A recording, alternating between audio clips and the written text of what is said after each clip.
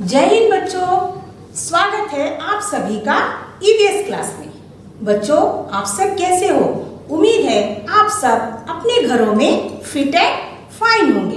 बच्चों, आज जो हम पाठ पढ़ने जा रहे हैं बच्चों, इसको शुरू करने से पहले मैं आपको कुछ याद दिलाना चाहती हूँ। बच्चों, आपने क्लास 3 में एक पाठ पढ़ा था, पानी रे पानी। याद है बच्चों आपको? उसमें एक कविता था, पानी।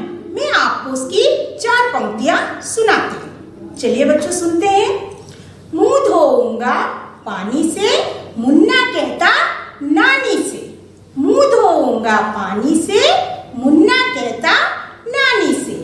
प्यासे पानी पीते हैं, पानी से सब जीते हैं। प्यासे पानी पीते हैं, पानी से सब जीते हैं। बच्चों, आपको याद होगा इसमें आपने क्या क्या पढ़ा था?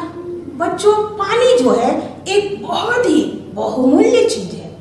पानी के बिना हमारा जीवन असंभव है।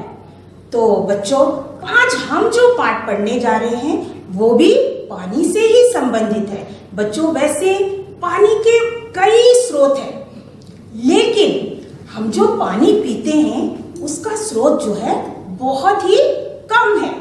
उसमें एक स्रोत जो है नदी है। तो बच्चों, आज हमारा जो विषय है वो नदियों से संबंधित है। एक नदी की सफर की कहानी है कि नदी का सफर जो है कहाँ से शुरू होती है और कहाँ पर जाकर खत्म होती है। तो बच्चों, हमारी प्रकृति ने हमें नदी को बहुत ही सुंदर और स्वच्छ बनाकर भेजा था, लेकिन हमने जो है उसे पूरी तरह से गंदा कर दिया है। हम अपनी कुछ गतिविधियों द्वारा नदी को ही गंदा नहीं किया, बल्कि उसमें रहने वाले कई जीवों की प्रजातियों को भी हमने नुकसान पहुंचाया है। तो बच्चों, आज के इस पाठ में हम पढ़ेंगे इनको गंदा होने से हम कैसे बचाएंगे और इनमें जो जीव जंतु रहते हैं उनका संरक्षण हम कैसे करेंगे। बहुत समय पहले की बात है, एक सुंदर नदी थी। नदी में बहुत सारी मछलियां थी। लोग नाव में बैठकर मछलियां पकड़ रहे थे। बच्चों, जो जो शब्द हमें दिया गया है उसके नीचे मैंने अंडरलाइन कर दिया है। नदी का बहता पानी बिल्कुल साफ एवं नीले रंग का था। उस नदी में मछलियों के अलावा पानी के पौधे भी थे। कुछ दिन बाद नदी के किनारे फैक्ट्रियां बनाई गई और नदी के किनारे लोग भी रहने लगे। फैक्ट्री के सामानों को लाने और ले जाने के लिए बड़े जहाज भी आने लगे। कभी कभी जहाज से तेल का रिसाव होता था, जो कि नदी के पानी को गंदा कर रहा था। नदी के किनारे लोग अपने कपड़े तथा पालतू जानवरों को नहलाने लगे। दूसरे कामों के लिए भी नदी का उपयोग करने लगे। धीरे धीरे नदी शहर पहुंचती है।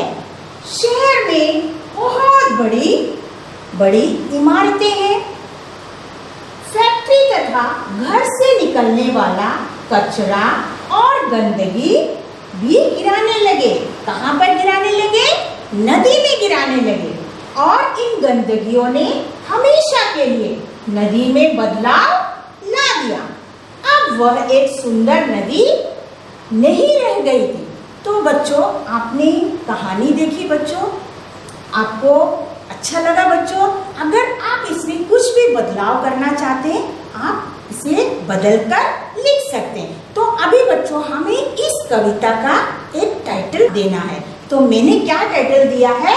नदी में बदलाव। मैंने ये टाइटल क्यों दिया बच्चों? आपको पता होगा कि नदी जो है पहाड़ों से निकली थी और धीरे धीरे धीरे जो है उनका सफर शुरू होता है और वह कहाँ पर जाकर खत्म होती है? समुद्र तक। लेकिन पहाड़ों से जब निकली थी वो नदी बहुत ही सुंदर और साफ था, लेकिन धीरे धीरे उनमें बदलाव आता गया और समुद्र तक पहुँचते पहुंचते नदी जो है पूरी तरह से बदल गया।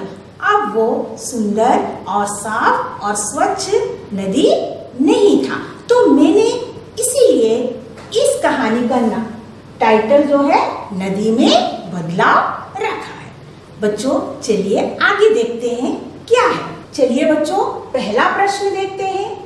फिर से चित्र को देखो और नीचे दिए गए प्रश्नों के उत्तर लिखो। जहां से नदी निकलना शुरू हो रही है वहां पानी का रंग कैसा है? बच्चों आपने चित्र देखा था, तो जब पहाड़ों से जो है जब नदी निकली थी तो उसका रंग कैसा था? उत्तर देखते हैं। जहां से नदी निकलना शुरू हो रही है वहां पानी का कोई रंग नहीं है, अर्थात रंगहीन है, परंतु दूर से देखने पर वह नीला दिखता है। बच्चों वैसे पानी का कोई भी कलर नहीं है, वो जो है रंगहीन है, लेकिन हमें दूर से देखने से उसका कलर कैसा दिखाई देता है? नीला दिखाई पड़ता है। नेक्स्ट क्वेश्चन देखिए बच्चों। नदी में मछलियां कहीं ज्यादा है कहीं कम, कहीं कहीं तो मछलियां मरी हुई है, ऐसा क्यों हुआ होगा? चर्चा करो। बच्चों आपने देखा होगा कि जब नदी का सफर शुरू होता है तो बहुत सारी मछलियां थी, धीरे धीरे जो है मछलियां सब मरना शुरू हो गया। तो ऐसा क्यों हुआ होगा बच्चों? चलिए उत्तर देखते हैं।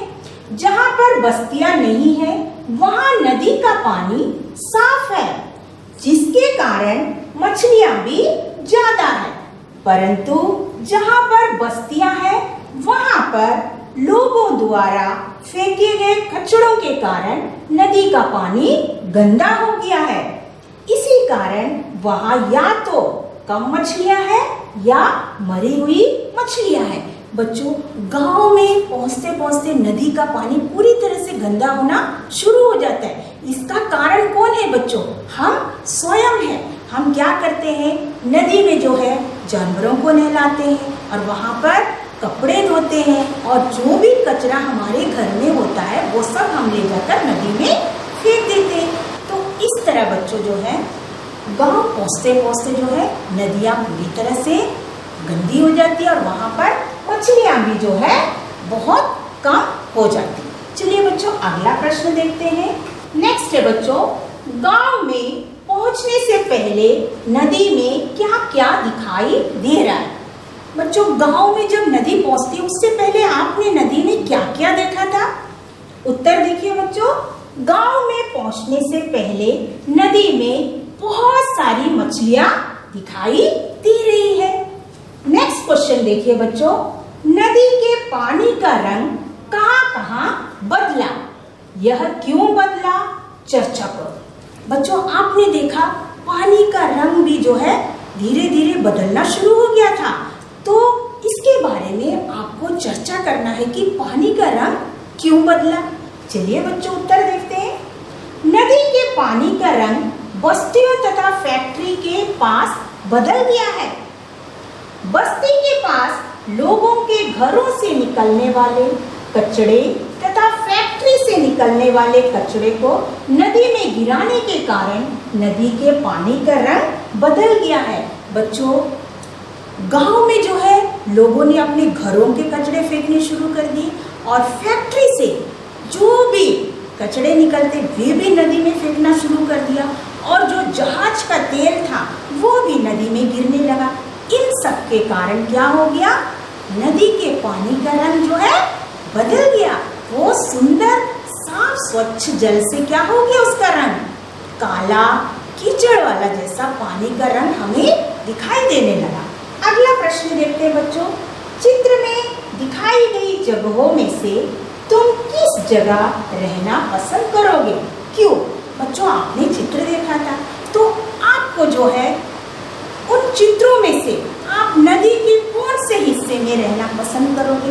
उत्तर देखते हैं बच्चों। चलो, मैं चित्र में दिखाई गई जगहों में दिखाए गए गांव के पास नदी किनारे रहना पसंद करूंगा, क्योंकि वहां पर नदी का पानी साफ है एवं वहां पर गांव भी है। तो बच्चों आपने देखा कि ऐसे जगहों पर लोग रहना पसंद करेंगे जहाँ पर गांव भी हो और वहाँ का पानी भी जो है साफ हो, तो उस तरह जगहों पर रहना पसंद करेंगे। चलिए बच्चों अगला प्रश्न देखते हैं। अगला प्रश्न है बच्चों, चित्र में जो कुछ हो रहा है उसमें क्या तुम कुछ बदलने चाहोगे? क्या और कैसे? बच्चों ये चित्र आप लोग देख रहे हैं, इससे पहले भी आपने चित्र देखा, क्या आप इसमें कुछ बदलना चाहते हैं? उत्तर देखिए बच्चों, मैं नदी में से कचड़ों को साफ करवाना चाहूंगा। क्या करना चाहते हैं? सबसे पहले ये जो नदी में जितनी भी गंदगियां हैं उसको हम साफ करना चाहेंगे तथा चाहूंगा कि नदी में और कचरा ना गिरे। हमें जब नदी को साफ रखना ही है तो हमें उसके लिए संकल्प लेना होगा। क्या करना होगा कि हम कोई भी कचरा जो है नदी में नहीं फेंकेंगे। नदी में और कचरा नहीं गिरने के लिए नदी में गिरने वाले गंदे पानी को साफ करने के बाद नदी में गिरने देना चाहूंगा। बच्चों जो फैक्ट्री से जो गंदा पानी निकलता है और सीधे नदी में जा गिरती है, तो हम चाहेंगे उस पानी को जो है पहले साफ किया जाए, फैक्ट्री में ही उसे साफ कर दिया जाए, उसके बाद उस पानी को जो है नदी में गिरा दे। तो ऐसा करने से क्या होगा बच्चों? नदी में उतनी गंदगी जो है नहीं रहेगी। अगला प्रश्न देखते हैं बच्चों, अगर तुम्हें पानी पीना हो तो नदी के कौन से हिस्से का पानी पीना चाहोगे? क्यों? बच्चों अगर आप नदी का पानी पीना चाहते हैं तो आप नदी के कौन से हिस्से का पानी पीना चाहोगे? उत्तर देखते हैं। अगर मुझे पानी पीना हो तो नदी जहाँ से निकलती है मैं उस हिस्से का पानी पीना चाहूंगा, क्योंकि वहाँ का पानी जो है बहुत ही स्वच्छ रहता है।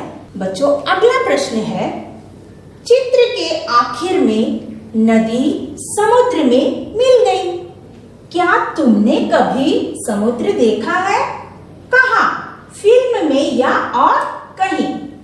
बच्चों ये जो नदी का जो सफर है, नदी आखिर में जो है कहाँ पर जाकर मिलती है बच्चों? समुद्र में जाकर मिलती है। तो क्या बच्चों आपने कभी समुद्र देखा है? देखा तो होगा। चलिए मैंने अपने उत्तर लिखा है। हाँ मैंने समुद्र को देखा है। कहाँ देखा है बच्चों? मैंने अंडमान में समुद्र देखा है। नेक्स्ट क्वेश्चन है, क्या तुम कभी किसी नदी या समुद्र के पास गए हो? कब? बच्चों क्या कभी आप समुद्र के पास गए हो? गए तो होंगे, लेकिन कब गए?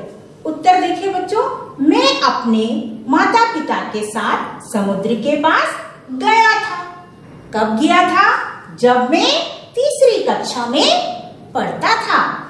अगला प्रश्न है बच्चों, अपने हाथों से करके दिखाओ कि समुद्र की लहरें कैसे उठती है। जब आप समुद्र के किनारे गए होंगे बच्चे, तो आपने देखा होगा समुद्र का जो लहर है वो कैसे उठती है। उत्तर है बच्चों, समुद्र में लहरें ऊपर नीचे उठती है। कैसे उठती है बच्चों? ऐसे ऊपर और ऐसे नीचे, इस तरह जो है समुद्र की लहरें उठती है। अगला प्रश्न है बच्चों, क्या समुद्र का पानी पिया जा सकता है? क्यों? बच्चों क्या आप समुद्र का पानी पी सकते हो? अगर नहीं पी सकते हो तो क्यों? क्या आपने उस पानी को कभी टेस्ट करके देखा है? चलिए उत्तर देखते हैं।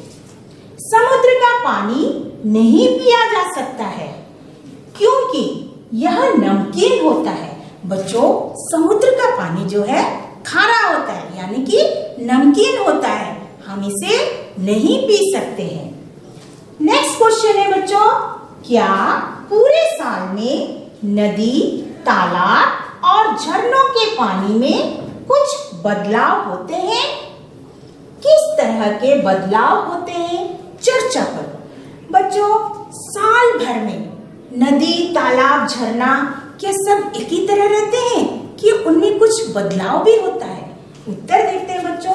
हाँ, पूरे साल नदी, तालाब और झरनों के पानी में कुछ ना कुछ बदलाव होते रहते हैं। नदी और तालाब में बरसात के दिनों में वर्षा की पानी के कारण सबसे ज्यादा जलस्तर होता है।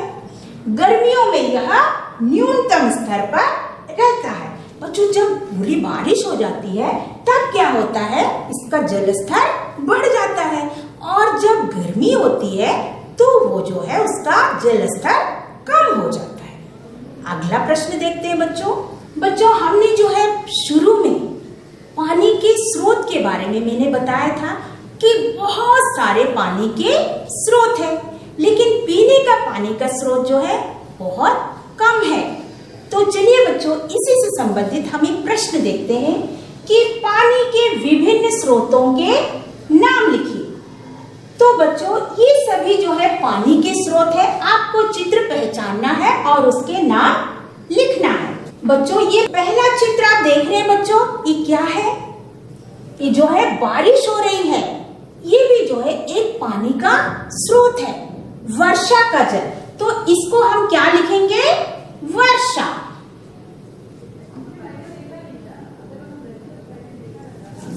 दूसरा प्रश्न देखिए बच्चों, ये आपने देखा था, अभी हम जो लेसन पढ़े हैं ये वही है। क्या है बच्चों? ये है नदी। नेक्स्ट पिक्चर देखिए बच्चों, ये आपने कहीं देखा है? ये क्या है बच्चों? ये है तालाब। ये भी बच्चों एक पानी का स्रोत है। नेक्स्ट पिक्चर देखिए बच्चों, ये देख रहे हैं आप लोग बच्चों, ये है झरना। ये पानी जो है ऊपर पहाड़ों से ही आ रही है और ये धीरे धीरे ये सभी पानी कहाँ पर जाकर मिलती है? सब जो है समुद्र में ही जाकर मिलती है। तो इसको हम लिखेंगे झरना। नेक्स्ट पिक्चर देखिए बच्चों, इसको हम क्या कहते हैं? ये है कुआं। इसे हम कहते हैं कुआं। नेक्स्ट पिक्चर देखिए बच्चों, ये आपने कहीं पर देखा है? देखा होगा, ये है हैंडपंप। तो चलिए बच्चों, हम इसका उत्तर लिखते हैं कि पानी के विभिन्न स्रोतों के नाम लिखिए। उत्तर है वर्षा, नदी, तालाब, झरना, कुआं, हैंडपंप आदि और भी स्रोत है। तो हम इतने के बारे में ही आज पढ़ा। अगला प्रश्न है बच्चों, बरसात के मौसम में जितना पानी तालाब या नदी में होता है, क्या उतना ही पानी गर्मी के दिनों में भी रहता है? बच्चों, जितना पानी बरसात के समय तालाब में रहता है या नदी में होता है, क्या उतना पानी गर्मी के दिनों में रहता है? चलिए उत्तर देखते हैं। नहीं, बरसात के मौसम में तालाब या नदी में पानी का जल स्तर अधिकतम रहता है, जबकि गर्मी के दिनों में न्यूनतम। चलिए बच्चों, नेक्स्ट क्वेश्चन देखते हैं। अपने गांव या शहर के आसपास की नदी, झील या तालाब के बारे में जानकारी इकट्ठी करो। क्या उसके पानी में सर्दी, गर्मी या बरसात के महीनों में कुछ बदलाव होते हैं? बच्चों, आपको क्या करना है, आपके गांव या शहर उसके आसपास अगर कोई नदी, झील या तालाब है तो आपको उसके बारे में कुछ जानकारी इकट्ठी करनी है। क्या क्या जानकारी है बच्चों?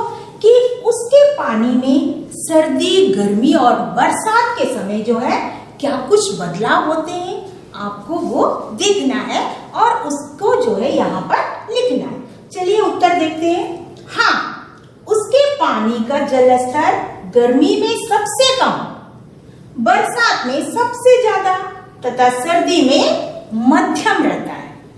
अगला प्रश्न देखते हैं बच्चों, उसमें किस किस तरह के पानी के जानवर दिख रहे थे? जब बच्चों आप ये सब जानकारी इकट्ठी करने जाओगे तो आपको जो है उसमें कुछ पानी के जानवर भी दिखाई देंगे। तो आपने क्या क्या देखा वो आपको लिखना है। यहाँ पर मैंने अपने जो है कुछ एक्सपीरियंस, मैंने जो देखा है वो यहाँ पर लिखिए।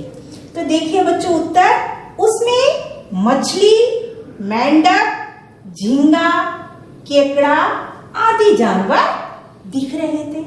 अगला प्रश्न है बच्चों, उसके आसपास किस तरह के पेड़ पौधे उगते हैं? बच्चों नदी, झरना, तालाब, उसके आसपास कुछ पौधे भी होते हैं। कौन से पौधे होते हैं? देखिए बच्चों, नदियों, झील या तालाब के आसपास मुख्य रूप से घास तथा झाड़ियां उगी होती है। इसके अलावा कुछ बड़े पेड़ भी उगे होते। तो तालाब के आसपास क्या क्या होता है बच्चों? झाड़ियां होती है, घास होती है और कुछ बड़े बड़े पेड़ भी होते हैं।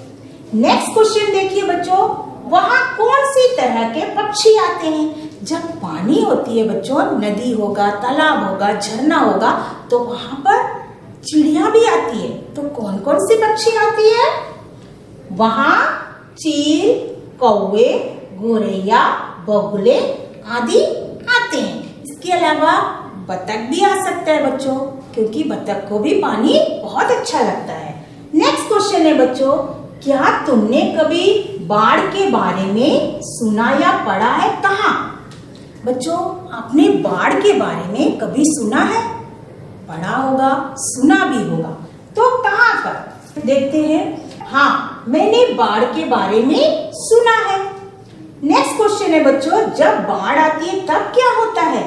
तो बच्चों ये पिक्चर देख रहे हैं बच्चों, ये जो है बाढ़ का ही चित्र है।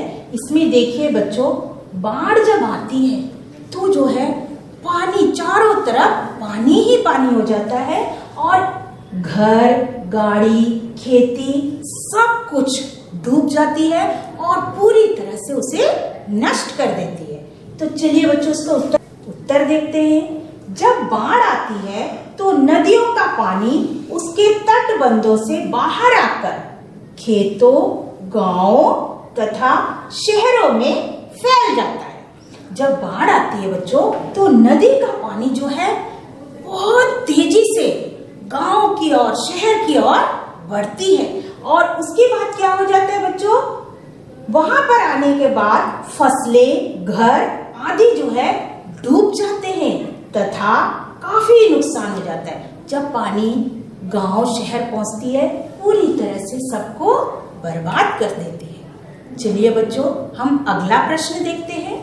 क्या तुमने कभी किसी नदी या तालाब में गंदा पानी देखा है?